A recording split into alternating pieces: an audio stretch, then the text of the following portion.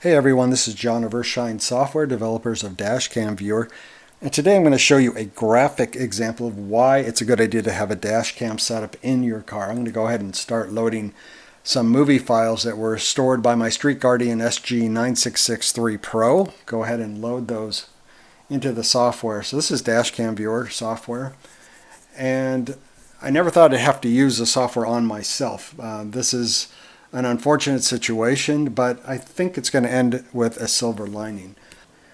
And this is just a drive home from work.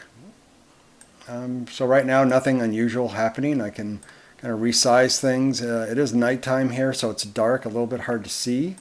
Also, the top of my camera here is blocked by the roof of the car, and that's just the setup I have. Unfortunately, I can't get the camera to point down a little bit lower because it's blocked by my windscreen here that's holding this up. Anyway, here we are merging on to the freeway. And what I'm going to do is move over another lane. And we're switching to the next movie. And this is all going to happen very quickly. But it'll happen in just a short amount of time. There were no witnesses, and you'll see what's happening here. I switch over a lane, and traffic comes to a stop, and boom. Okay, I get hit. Okay, so what happens after that is, let me get rid of that. We pull over the Nissan, and I pull over. I'll speed it up a little bit here. And I'm waiting for the guy who hit me to also pull over. And I'm waiting, and that's it. He doesn't show up. So then the movie ends. So what I'm going to do is show you some of the techniques I used to actually get the license plate of the person that hit me. So let's play back. I'm going to change my view setup here because we know what's going to happen. First of all, we know there's going to be a hit coming up as we review the movies. The hit's going to occur right about here. So what I'm going to do is make a point called a geotag, and I'm going to call this accident or crash. Okay, because that's the time when things crash. So what that means is if I go to any point on my map and play, I can quickly go back to the crash time just by double clicking here. Boom. Okay, so there it is. But what I really want to do now is flip channels. I want the primary channel to be in the foreground and in the background, and the secondary channel to be in the foreground. So I push this button here, and now things are switched to me. So you might think, well, that's it. It's dark, you can't see anything. But it turns out let's look at this carefully and slowly. I'm going to go back in time here a little bit before the accident. Notice his license plate. It is dark and hard to see. I'm going to go ahead and play it here in the zoomed level here. Did you see that? Let me back it up. Now you can use this button to back up just a second or two and let it play. And it comes into focus just for a brief second. Do you see that? Boom. Back, right there. Okay, back it up again, right there. Okay, you can start to make out some numbers. And this is what we did. We tried to make out some numbers here. And this provided some information. It's a little bit easier to see as you're animating, and it must be difficult. When I upload this onto YouTube, I'm sure it loses some resolution as well. But using these features to play it over and over, you can start to see numbers coming out. You could also load this into some other kind of player and maybe do this kind of playback. And I did try that in another player that had a sharpening feature, and it really didn't seem to help much. What really helped was just being able to play it over and over and zoom in and see it closely. Okay, so that's what I'm doing here, is playing it over and over. You see that license plate? So the next thing I did was I kept watching the video. Now I watched it afterward. Okay, so I'm going to reset size. This is again looking at the second channel. I'm going to go ahead and let it play out a little bit longer. I can move this up a little bit. And watch carefully here as we see, here I am about to pull over. expecting this guy to pull over as well. And there he goes. He's off and running. Okay, now if we go back, you'll see something that happens for a brief second. There, did you see it?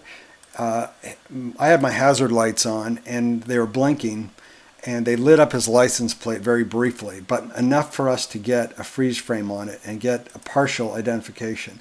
So let's look again. Back it up, zoom in, shift over, play. There, did you see it? Let's see if we go back. I'll slow it down a little bit. There, you see it? Okay, let's go back. Okay, so if you can't see it, it's 39514N1. That's the number that, after reviewing this a number of times, I'm almost 100% positive that is the vehicle license plate number. So now that we have that information, I now want to export some clips from the movies that I can share with the CHP. And to do that, I'm going to use Dashcam Viewer. I'm going to get it right to the point I want to start the clip, which is about, say, here. And I'm going to click this button, Export Movie Fragment.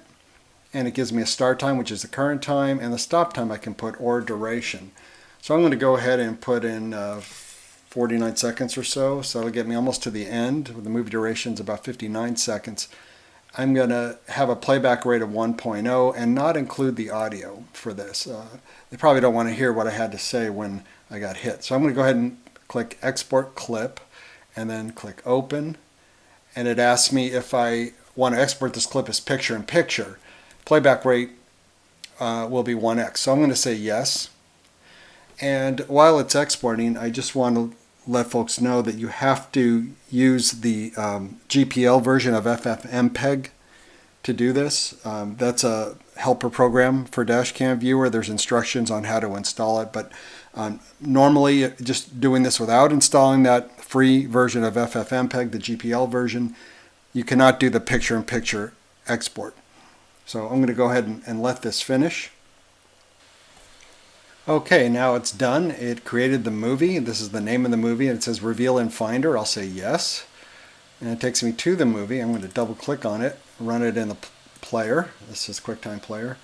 And this shows the truck and shows the whole thing. And I'm going to make sure it got to the end here, where we can see the guy running off, and we did see that.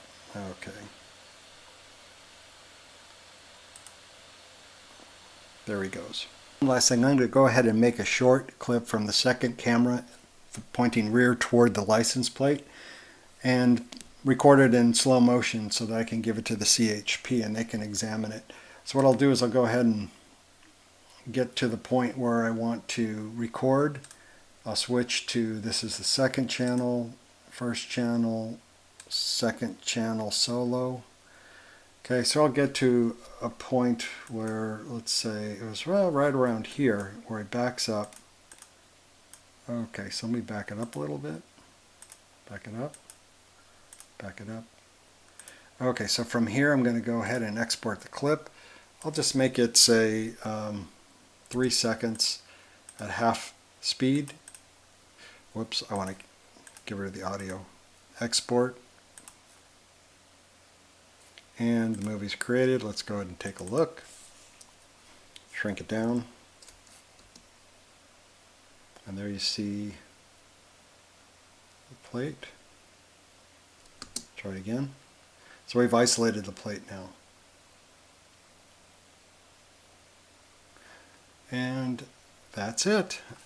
So I hope to have some good news from all this, and I'll put an update in the comments if I hear anything from the police or the insurance company regarding this hit and run driver. Thanks for watching.